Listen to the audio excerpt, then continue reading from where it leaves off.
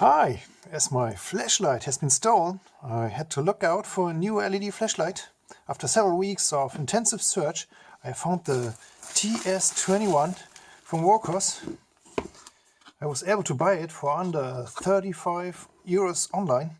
That also includes the 21700 battery cell, so if the flashlight performs well, it should be a good deal. But let's see.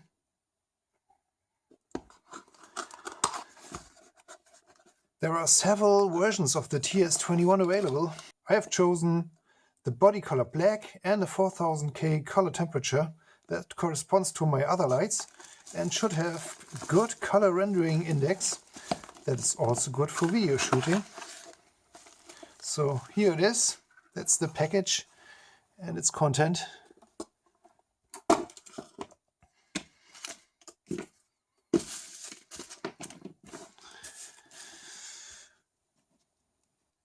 It contains a manual, a quick reference guide, a lanyard strap,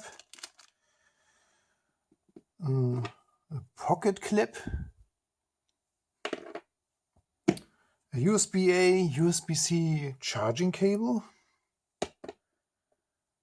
and the flashlight with the battery cell, of course.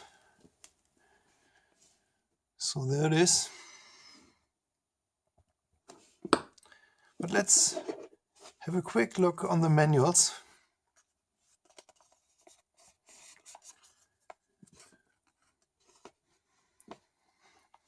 So there is a insulation film that needs to be removed.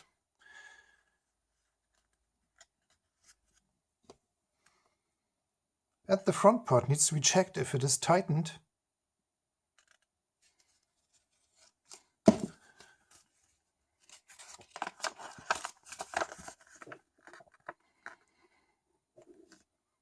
The manual states that the maximum luminous flux is 3500 lumen, but I have seen measurement results with results of 1000 to 1100 lumens.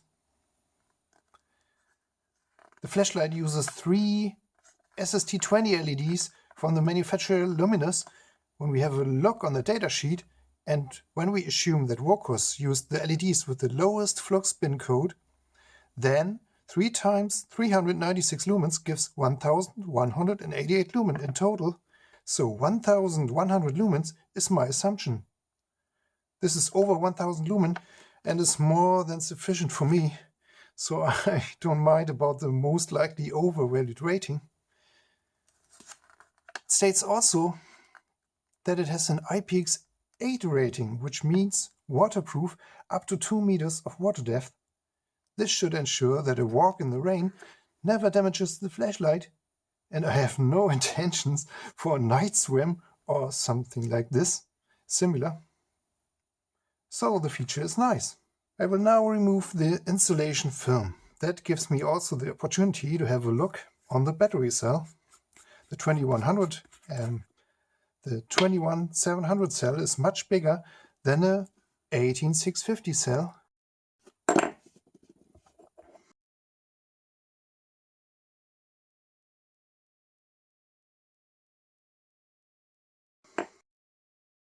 But it contains much more stored energy, so it is a good fit for the flashlight. The cell has been produced for Wurkkos and has a 5 amp hours rating. Maybe this is also a slightly overvalued statement, but I have read on the web that they purchased the cells from an OEM electric car cell manufacturer, so I'm not concerned about safety, which is the most important fact for me. Okay, when I measure the cell voltage, it's 3.774 volts. Now it is a good moment to measure the standby current. Let's see.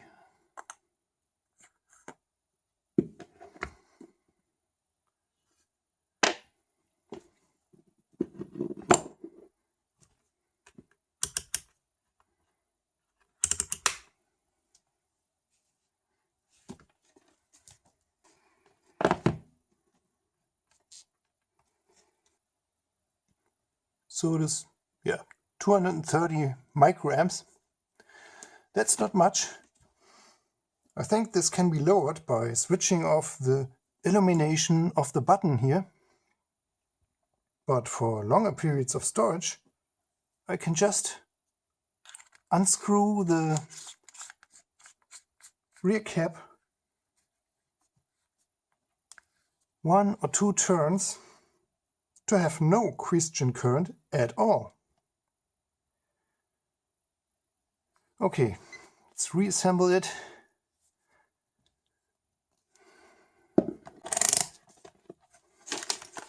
And give it the required full charge.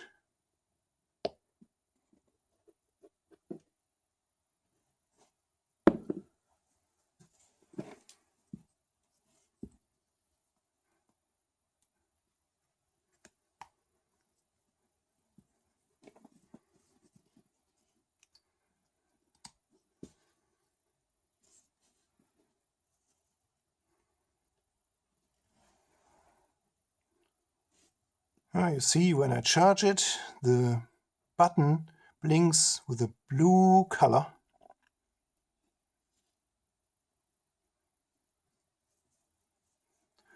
Okay, that will take a while. When I measure the charging current, you see that it's about 2.66 amps right now. It fluctuates a bit, but yeah, then it should take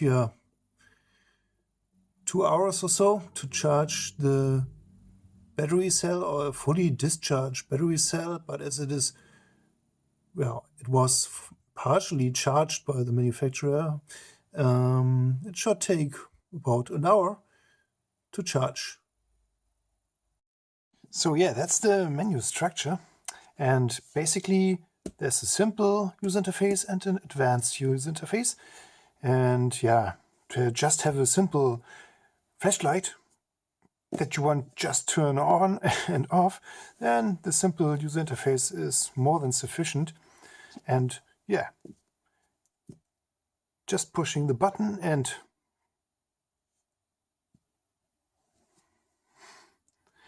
it should turn on, but I have unscrewed the cap 1 turn to save energy. And now it should work. So when I push 1 time, the flashlight turns on, and when I push it again, the flashlight turns off again. So it's as simple as that. And yeah, you can also do a battery check with 3 clicks. I will do that. 1, 2, 3. Okay, that was, yeah, 4 flashes and 1 short flash, which means 0. So the battery cell has 4.0 volts.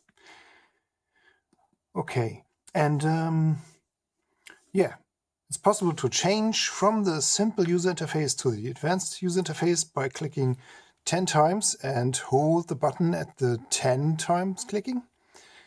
So 9 short clicks and the 10th is the long click.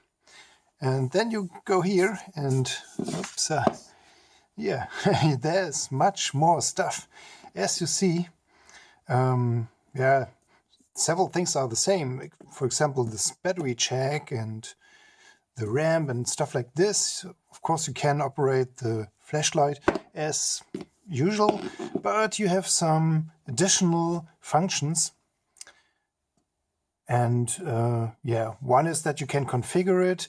And yeah, one possibility is, for example, to change the ramp or the setting of the brightness from a ramp mode to the stepped ramp mode.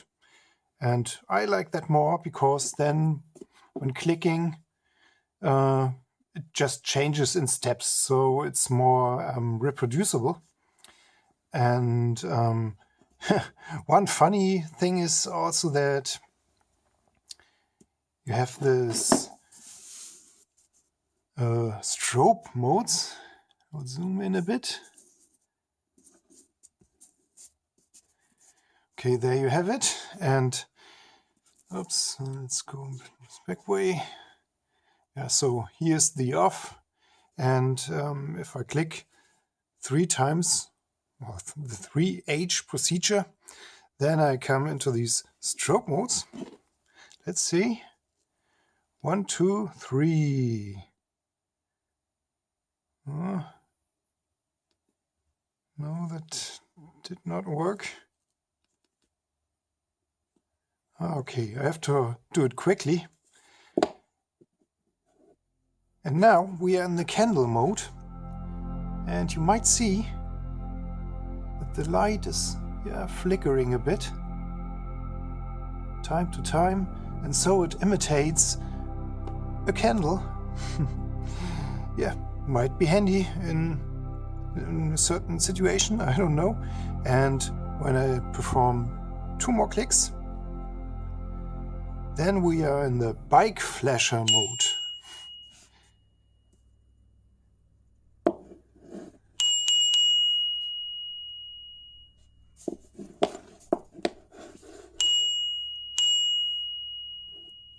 And when I do 2 more clicks,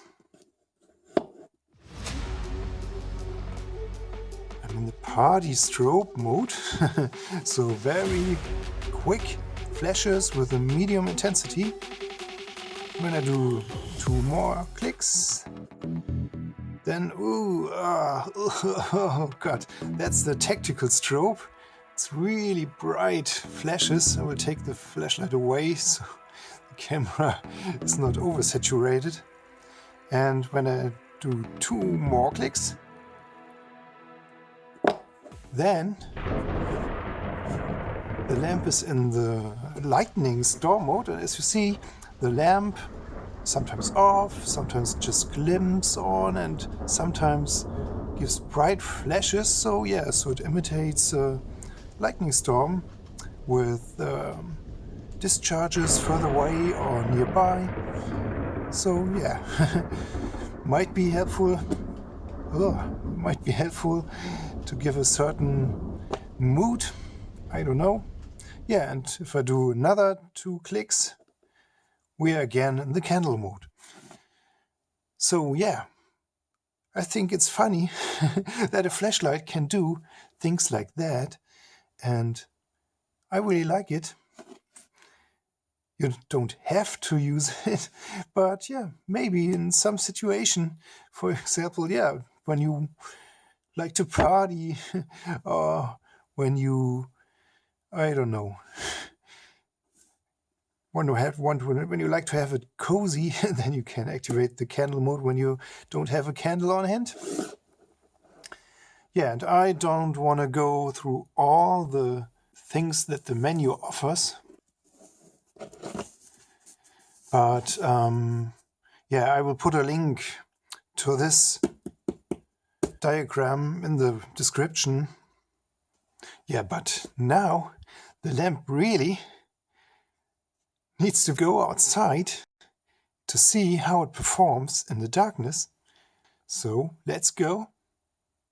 So I am here in a pretty dark area. As you can see, the TS21 illuminates the area in front of me really good. I really like that the light beam is a flooded type, so not only a small spot in front of me is illuminated, but also the surroundings left and right of me. That gives me a safe feeling, as nothing is hidden in the dark. The TS21 versions with a colder light temperature might have a bit more light intensity, but the intensity I see is really more than sufficient for me. What you see is not even the highest intensity setting. I used the stepped ramp and have set it to 2 steps below the ceiling setting. In this setting, the battery should last for hours, and the temperature control circuit doesn't limit the light intensity. The TS21 just gets lukewarm in this setting. In the highest setting, the front part gets very warm, the battery cell is quickly discharged, and the temperature control circuit reduces the light intensity after 10 minutes or so. But I think this is common for the high performance flashlights, And as I said before, this can easily be avoided by reducing the light intensity just a bit. Also, the light temperature was the right choice. Everything looks so naturally to me. Look at this photo of some flowers. I've illuminated the scene just with the flashlight. So my conclusion is that I made a good decision in buying the TS21. For me, it gives the biggest bang for the buck. If you agree with me, I will put a link for you to the TS21 in the description. Don't forget to donate. If you're not already a valued subscriber, you now have the chance to become one. Give me a thumbs up, write a nice comment, and I will see you next time. Bye bye.